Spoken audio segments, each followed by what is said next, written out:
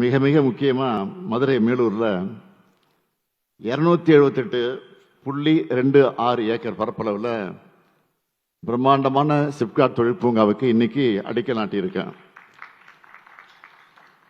மகளிர் முன்னேற்றத்திற்காக, அவர்கள் பொருளாதார வளர்ச்சிக்காகவும் எண்ணற்ற முன்னெடுப்புகளை நம்ம அரசு மேற்கொண்டு வருது.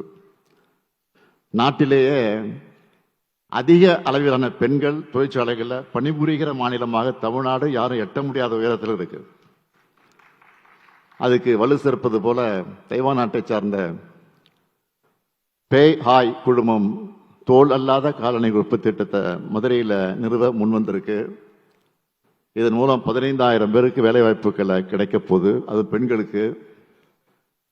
சிறிய அளவிலான சிப்பிலிருந்து பெரிய அளவிலான ஷிப் வர எல்லா துறைகள்லையும் தமிழ்நாடு தன்னம்பிக்கையோட தன்னிறைவு பெற்று தலை நிமிர்ந்து இருக்கிற காலமா திராவிட மாடல் ஆட்சி காலம் அமைஞ்சிருக்கு.